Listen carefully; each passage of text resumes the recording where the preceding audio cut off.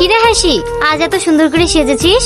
এমনি এমনি তো সাজিনি, একজন স্পেশাল মানুষের জন্য সেজেছি। তাহলে আমাদের সঙ্গে মিট করা তোর স্পেশাল মানুষটার সাথে। সেই জন্য তো তোদেরকে এখানে ডেকেছি, তাই নাকি? হ্যাঁ চল। সরি, আমাদের একটু লেট হয়ে গেল। It's okay. আলাপ করিয়ে দি, এরা আমার বান্ধবী। ও জুলি, ও নূপুর, আর একে তো চেনো, রিনা। হাই, আমি সেলিম। হাই। বস। হাই হাসি, কিরে তুই এখানে? হ্যাঁ, আলাপ করিয়ে দি, এটা আমার বয়ফ্রেন্ড সেলিম। হোয়াট? তুই না জেনে শুনে একে বয়ফ্রেন্ড বানিয়ে ফেলেছিস? কেন, তুই ওকে চিনিস নাকি? চিনবো না কেন? ও তো আমাদের পাড়ায় বাড়ি। শেষ বেশ তুই একটা মুদির ছেলের প্রেমে পড়লি। কি মুদির দোকানওয়ালার ছেলে? আমি তো ভেবেছিলাম কোনো বড় লোকের ছেলে হবে। সেলিম, ও যা বলছে এটা কি সত্যি?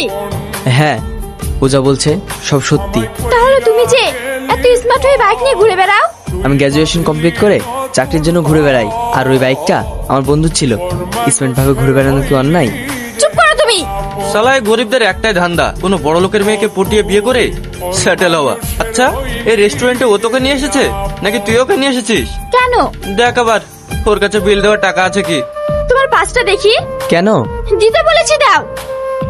এই 240 টাকা নিয়ে রেস্টুরেন্টে এসেছো, তোমার লজ্জা করে না? ব্যাস, অনেক হয়েছে।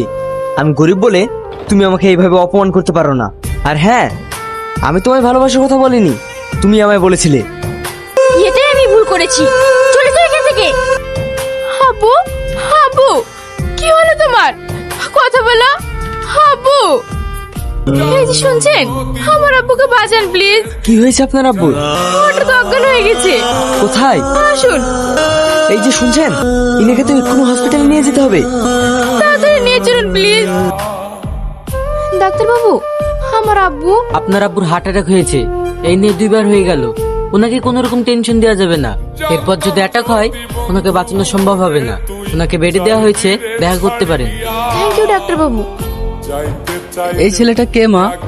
ওর নাম সেলিম, ওই তোমাকে হসপিটালে নিয়ে এসেছে। তোমাকে অনেক ধন্যবাদ বাবা। আরে না না, ঠিক আছে। তুমি কি করো বাপ? আমি বেকার, গ্র্যাজুয়েশন কমপ্লিট করে চাকরির জন্য ঘুরে বেড়াচ্ছি, কোনো চাকরি পাচ্ছি না। তুমি কোনো চিন্তা করো না, তুমি আমার জীবন বাঁচিয়েছো। তোমার জন্য বড় কিছু একটা অপেক্ষা করছে। কি বলছেন? জানো সেলিম, এই দুনিয়ায় আমার মেয়ে ছাড়া কেউ নেই, আর আমিও অসুস্থ। তাই আজ থেকে আমার কোম্পানির দায়িত্ব তুমি নাও। কি বলিস মামনি? হ্যাঁ আব্বু, আজ থেকে আমাদের কোম্পানির সিও পদে আপনাকে নিযুক্ত করা হলো। শুনছেন? সেলিম, তুমি এখানে কেন? ফলো করছো আমায়? কোনো লাভ নেই, আমার বাড়ি পর্যন্ত চলে এসেছি। এ হাসি, পুলিশ ডাক, ও একটা ফ্রড। আসলেই তো লজ্জা নেই, ছোট লোক কোথাকার। স্যার, আপনি এসেছেন, আমার কি ভাগ্য আপনি আপনার কথা রেখেছেন। আব্বু, তুমি কাকে কি বলছো? ও একটা ফ্রড। চুপ কর। তুই জানিস উনি কে? উনি হচ্ছেন আমাদের কোম্পানির নতুন সিও সেলিম খান।